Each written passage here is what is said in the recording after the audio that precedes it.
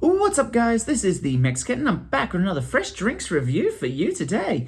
Today we're going to be doing the 2022 Gabs pack, exclusive to Dan Murphy's.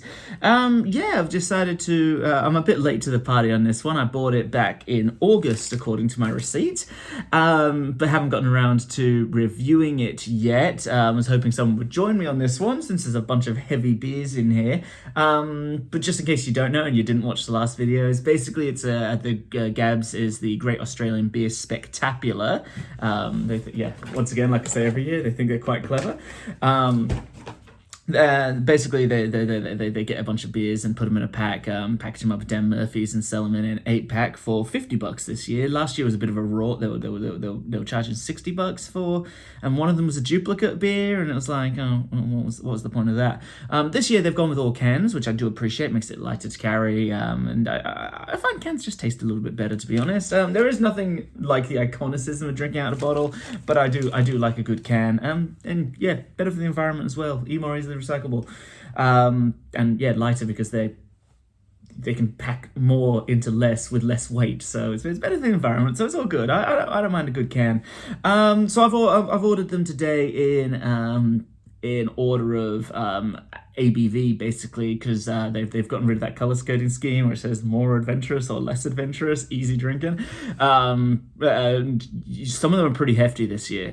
Given that it's only $50, they've gone pretty all out. Not a single one of them is below 6%. So this one might be a bit of a slog for me. The strongest one is 14%. So we're doing that one last. So we'll get into it. I'll give you the description of the beers just before I drink them. So we'll start with the Banks Brewing Get Up and Go. It is a breakfast pastry sour. I'm just reading off the side of the box, so I'm looking off screen. I'll bring it here so I can look more at the screen. Breakfast pastry sour. It says pastry smoothie. Ever wanted a coffee, smoothie, fruit salad, cereal, and shake all at once? We'll give you the Get Up and Go Super Breakfast Smoothie Sour. Everything you need to start the day right. Coffee, mango, banana, vanilla, granola, and spirulina. The almighty hexagon health boost. Disclaimer: this may not make you healthy, but it may.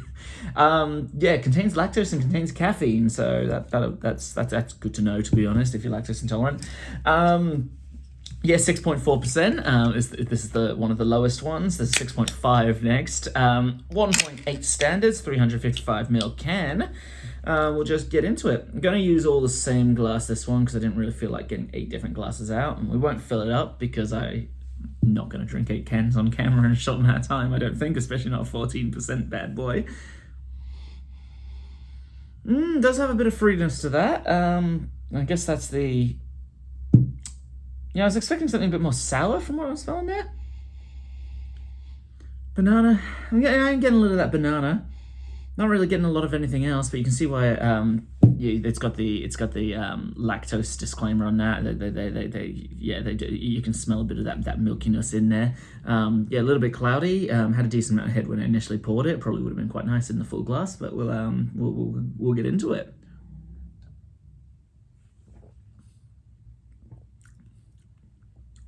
That's a weird one. It's kind of caught between being a sour and a milk stout. It's not bad. It's not bad. Just weird. It certainly wasn't what I was expecting when I drank it. Little notes of vanilla make that extremely palatable as well. Don't really know what spirulina is. I think it's a pasta, but I definitely could be wrong about that. But why would you put pasta in a beer? It doesn't make any kind of sense. So I'm assuming I am wrong in that.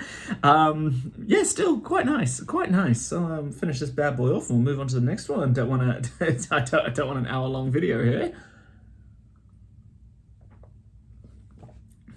That's quite pleasant, actually. Couldn't goad one of my mates into joining me on this endeavor, so I'll be smashing a fair few beers. I probably should have shown you the can before I cracked it, but this is the Wax On, Wax Off by Deep Creek. It's a hemp hazy IPA. I'm quite looking forward to drinking this one. I have had a hemp beer before in San Francisco, the Hemperor it was called. Quite nice, quite nice. So I'm looking to see how it goes here. Yeah, it's 6.5 as I mentioned, 1.8 standards, which I guess there's a little bit of rounding there because it's 0.1% stronger. So someone's done some rounding somewhere. The Wax On, Wax Off Hazy IPA is a trans-Tasman collab between Maku. I think it's a Maori word, but that definitely could be wrong about that as well because it's trans-Tasmanian. I don't know. Could be wrong about that. Maybe there are Maoris down there. Could definitely be wrong about a lot of these things. I'm not. I thought it was more a New Zealand thing. Who knows? And Deep Creek Brewing, like sensei and pupil, working together to find balance and harmony, taking inspiration from Deep Creek's Misty, Miyagi, and Maku's Hemp Fusion. Once again, might be Maku. Together, we have created something unique: a big, fresh hemp hazy IPA bursting with passion fruit and mango, with the added complexity of hemp. Wax on and wax off. Never watched Karate Kid. People seem to be into it. A lot of people, I do believe it's referencing the Karate Kid. Could be wrong. Again, there's a lot of things I could be wrong about here, but I do believe it's a great Karate Kid reference, especially with Mr. Miyagi, or sorry, Misty Miyagi in this case. Yeah, never got the appeal, but apparently it's a big movie in the 80s. People are into it, so people have insisted on referencing, doing remakes, and making beers around it. So, who am I to judge? Well, I guess I guess I'm a beer critic, so I guess I'm someone to judge, I suppose. What have we got in the smell? Yeah, you can smell the IPA coming through. I fear a fair few of these IPAs, which I'm not super thrilled about. Long-time viewers and indeed short-time viewers would know that I'm not a huge IPA person. I don't think a drink that you struggle to drink is a good drink, but I've been wrong before about a couple of IPAs that have actually been... Ooh, pardon me, I'm already burping after one beer. Well, not even a whole beer, just a couple of sips. I've been wrong about a couple of IPAs in the past, so I'm willing to give them a chance. Just in general, I'm not a huge fan. We'll get into this one.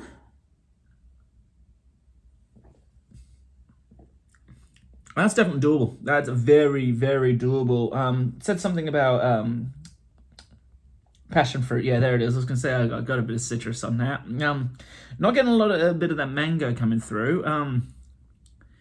Bit easier drinking than the Hemperor from memory, actually. I can't really taste any of the hemp stuff in it. Still, it's pretty good. Pretty bloody good, actually. The fact I can down that pretty quickly is at, a 6.4%. Yeah, not bad, not bad.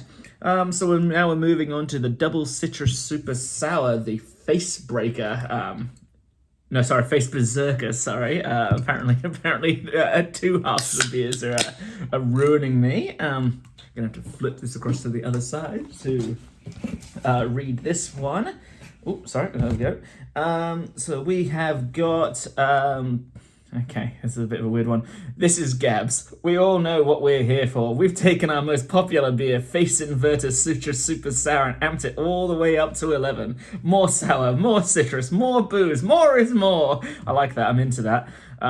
It's by Little Bang Brewing, a South Australian one. And it is, I've poured too much there. This might take me a while to get through being a sour, actually. I got too excited. This is one of the first of our 8%ers. There's 3 of them. Yeah, 2.4 standards. So we're already jumping straight up into the 2 beers worth category. Oh, you can smell that lemon coming right through. Or is it lime? Might be a bit of both, to be honest. It's got the sweetness of lemon, but on the back it's got that limeness, so we'll get into it.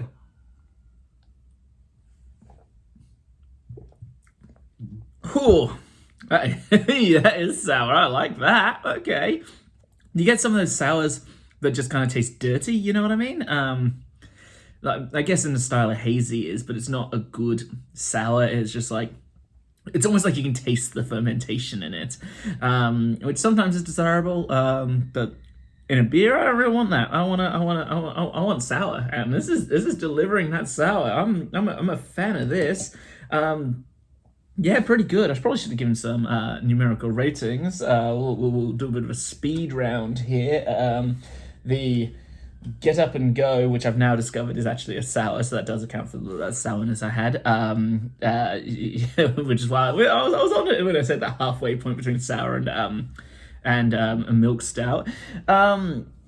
Yeah, that was a solid 7. The wax off, wax on, wax on, wax off. I don't really know what the hemp has to do with anything there. I'll give it a 6. That's why I'm gonna give a solid 9. This one is heavy. It's got the sour to it. It doesn't fuck around with any bullshitting about notes of cinnamon, notes of caramel coming through. It's just like, nah, here's the sour beer. Here you go.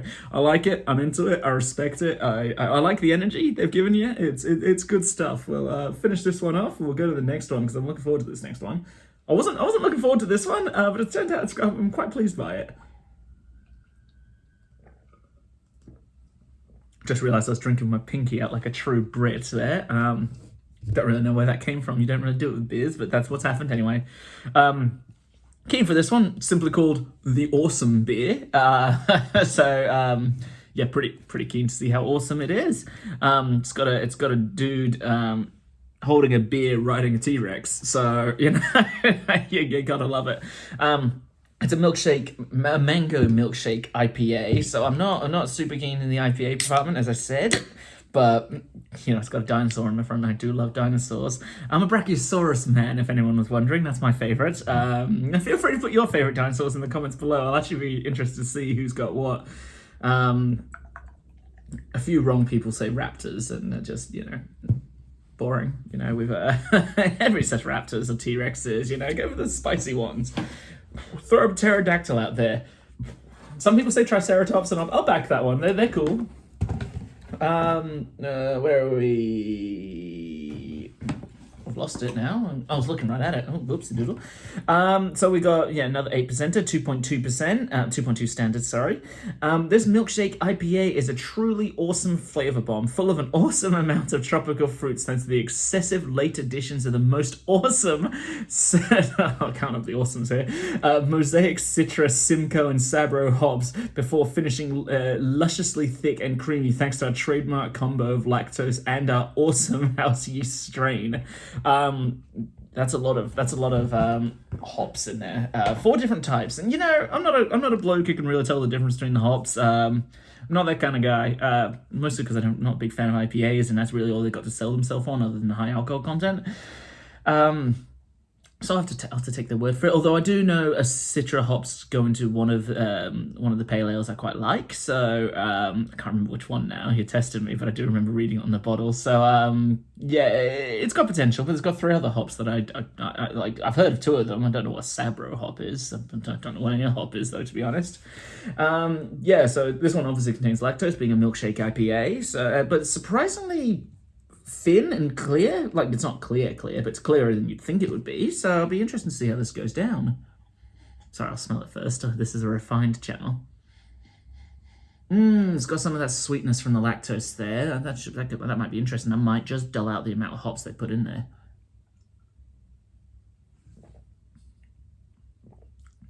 Ooh, yeah, that's exactly what I don't want to taste from an IPA. That appears to have a bit of sediment as well. I don't know if you can see that too well. Yeah, if I tilt it like that, you can kind of see it there.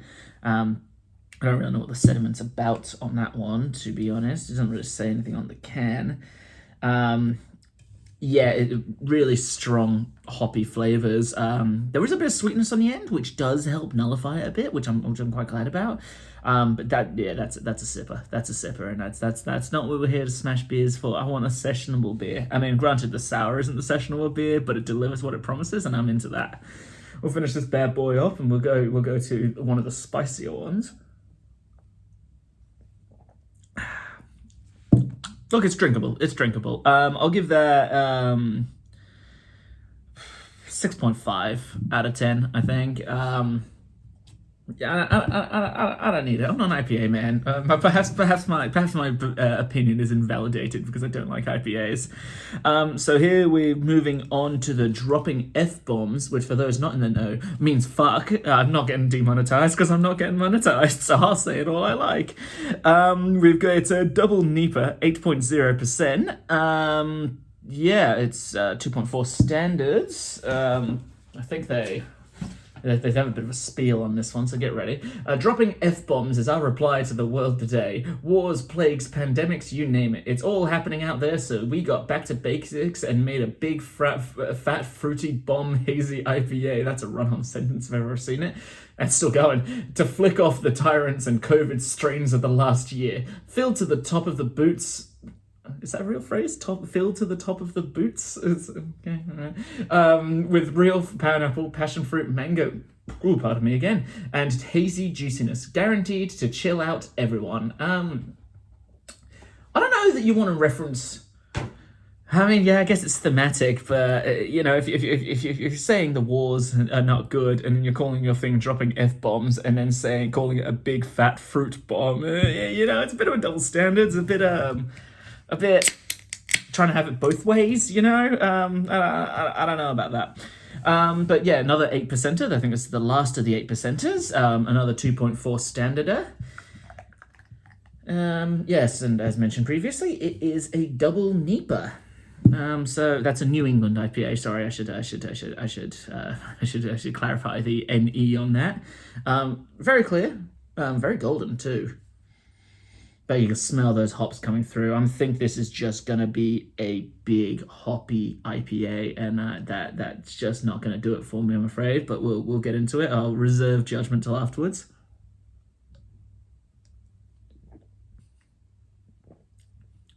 Okay. Yeah, I was gonna say I just had a quick ease because I tasted the citrus and I'm like, hang on, that pineapple's coming through. That's adding a nice little sweetness to that. That's actually pretty good. Quite pleased by that actually. I talked a lot of shit about them before I drank it, but that's actually quite good. Sorry, it's fucking good. Yeah, that pineapple is really adding a bit. It seems passion fruit and mango are in vogue right now. Not enough beers use pineapple, because that's the second beer already today that had passion fruit and mango in that combination. The pineapple's adding a nice little twist to that. I do love a good beer with pineapple. Not used enough. Definitely something you want to don't want every beer to have. You know, you bring a 6-pack and maybe an assortment of beers. You're only having one with pineapple, but it's going to be a good one. You're not drinking 6 of them in a row. We're going to move on to the next beer, the White Kronos. It's a bit of an intimidating logo. I like the eyes. It's very shiny. Now, if I'm not mistaken, he is a Greek god. And it's actually talking about some of that here, but it doesn't... Oh, okay, it's talking about the brewing name. It's, I should probably get to... Yes, it's from Helios Brewing, which is why I was wondering why they were talking about Helios. I'm like, yeah, no, that's a Greek god. So it's a subdued malt with nutty cacao flavors on the palate and the nose. Judicious use of lactose presents a slick mouthfeel with a clean, Moorish finish. While light in color for a stout, the flavor punches well into the Kronos realm for a sensational experience. And the can says, Kronos, it's always dark and always strong. Not this time, not for Gabs and for... Sorry, pardon me again. And our 5th birthday year. We're still very much a strong ale at 9%, yeah, I'll say. That might be understating it. But laid with stout-esque, if you will, with stout-esque, if you will, raw material. So I gotta change the inflection on that. Flaked barley, golden naked oats, custom rolled coffee beans, vanilla, lactose, and cake. There's a fair bit going on in this beer. Give all the flavor notes you could want from our once-in-a-lifetime Kronos offering. Or is it?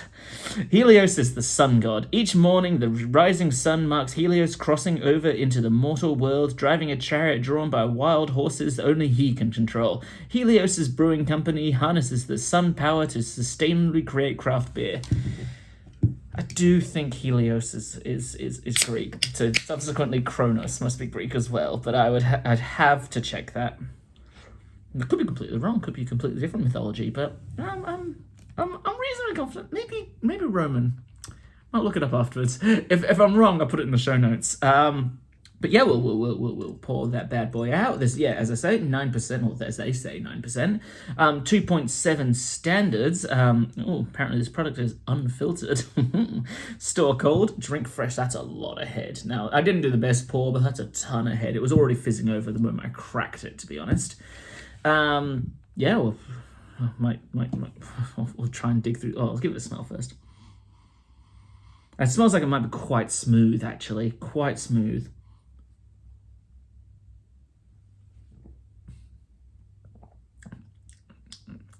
I don't think it needed the chocolate.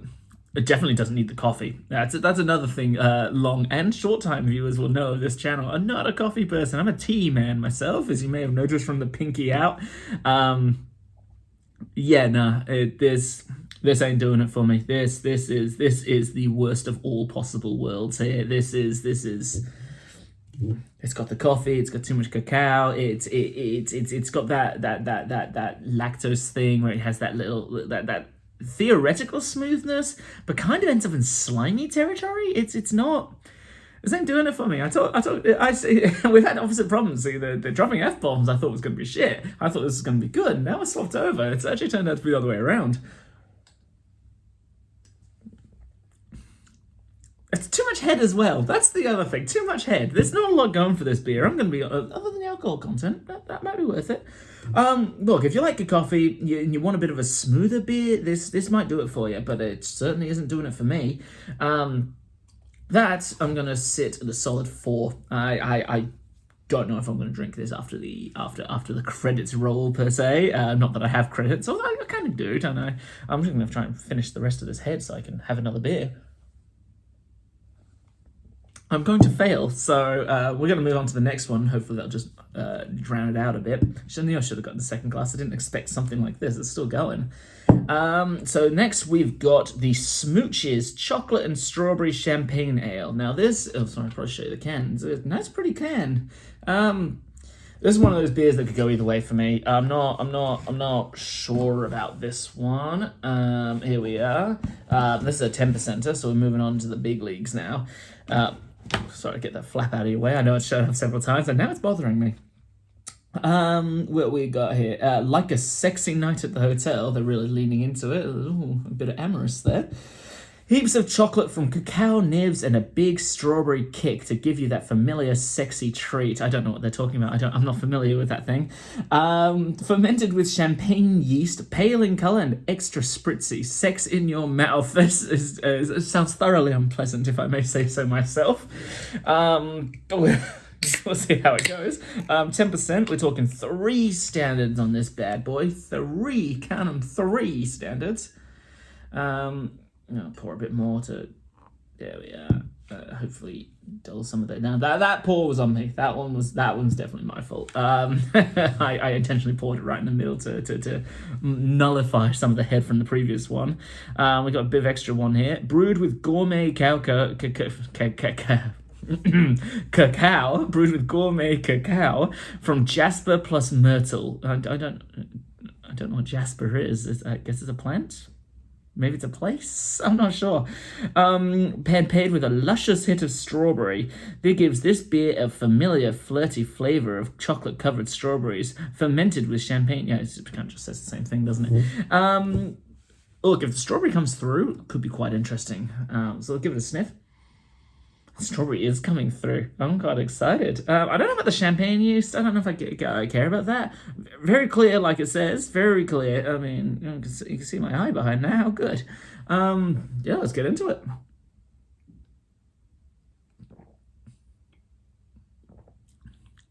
That's quite good.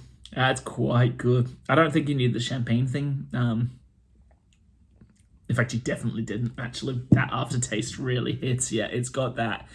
It's that bad champagne / prosecco aftertaste. You know, that horrific bitterness you have.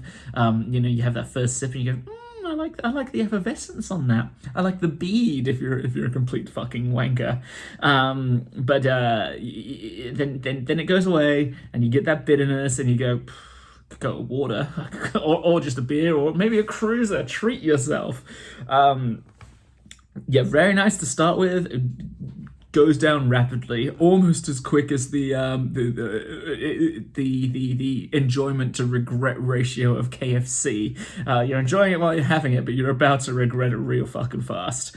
And that's what this is. This is the canned equivalent of KFC. Still better than that salt and vinegar beer though I had last year. That was It delivered what it promised it, and I hated it. I do like salt and vinegar, but no. You can't drink it. You can't drink vinegar. That's nuts. Well, you can, but you're nuts if you do.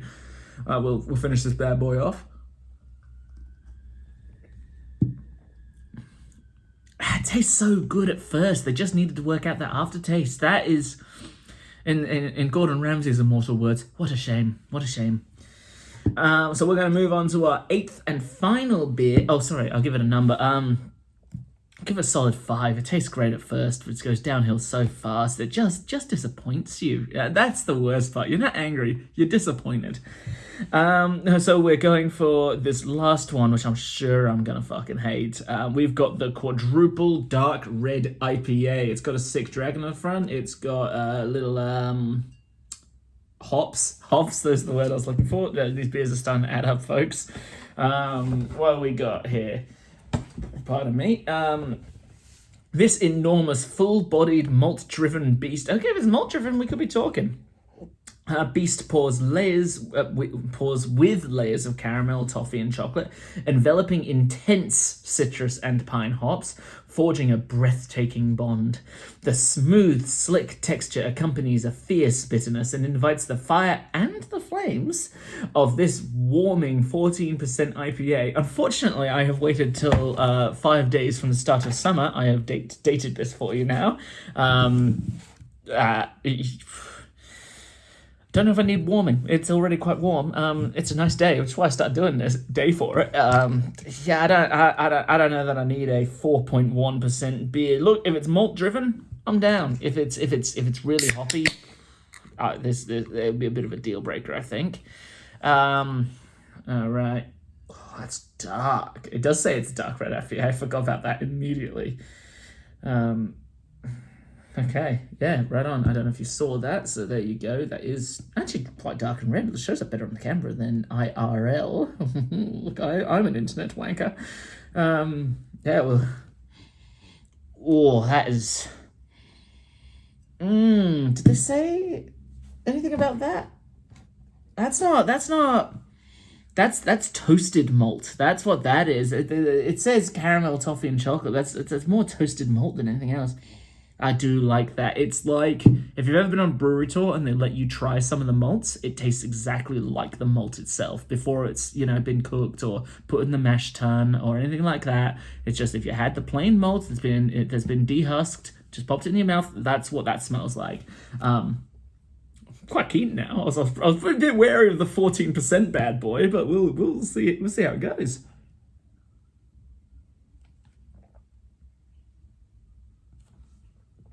That's a sipper. I shouldn't have had such a big mouthful. That is a sipper. 14% is getting up to wine territory, It's oh, yeah, that is a sipper. It's not awful. Look, it delivers what it promises. You are getting... It's more coffee. And they don't say it, but it's coffee. You're getting that tongue tingle from the hops. It's not bad. It doesn't have that really gluggy, bitter aftertaste, but still, it's very unapproachable for a lot of people. I'll probably finish it. I don't know if I'm going to finish that Kronos. I'm not as into that, but it's a bit too much, to be honest. This isn't warming, because you're going to be getting up every 5 minutes to go get a new water, because at least you dried out, to be honest. Yeah, that's a toughie. I think I'm just gonna give it a flat 5. It's got good qualities, but you really have to like those qualities to get along with this beer. If you don't, it's just going to be completely unapproachable. It's going to leave you fucking wrecked. So you can't have one of these and drive afterwards. It's just not happening as far as standards.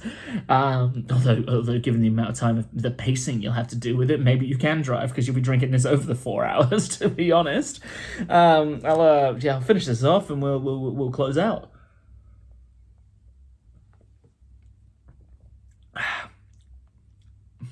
Look, I guess after the first sip, when you're not aware of it, it gets a little bit better. You know what? I'll up it to 6. So I'm sure you're wondering what my best and worst is. I'm going to give my number one draft pick to the Face Berserker. I keep calling it the Face Breaker, and that's wrong every single time. Really lovely, really sour. It delivers exactly what it promises, to a surprising degree, so be aware of that. But if you're after a sour that puckers up your face, that delivers, and I'm really into that. I don't, like I say, I don't want beers that faff around just talking shite. Just give me what I'm there for, and it has. I gotta say the biggest disappointment is possibly the White Kronos. I don't know what they're trying to do there. I wasn't into it. You might be, but I certainly wasn't. If you like the content, go ahead and smash. I might actually go out and say this is probably better than last year's pack, the 2022, and the 2022 is better than the 2021, possibly due to COVID issues they had last year. So I'll give them a bit of the due there. Yeah, it's good to see a welcome return to form. I'd like to see a bit more tropical beers coming out. It seems like they've just gone all heavy. You know, if your starting beer is at 6%, it's pretty heavy. I'd like to see maybe don't put light beers in there, 'cause that fucking sucks. But you know, just a normal full strength beer. You know, a cheeky 4% that goes in on flavors. That would be nice to see. When you get in the 14% territory, you're kind of taking the piss. Yeah, vast improvement of last year. Because I think that was the one with the salt and vinegar one. That was just ghastly. So yeah, I think one in the year before. Sorry, I'm getting it all mixed up now. But yeah, that salt and vinegar bit awful. But yes. Good solid selection for $50. If it's still available, because I've waited a long time to make this video, go ahead and grab one. There's certainly something here you will like, and some you might not like, to be honest. But that's the nature of the beast. You know, you get that variety pack. It exposes you to new things. And for $50, not too bad, especially when you're considering it's 14%. Can is one of them. You're paying $20 for a bottle of wine that's like 15, 16, 17%, you're not far off.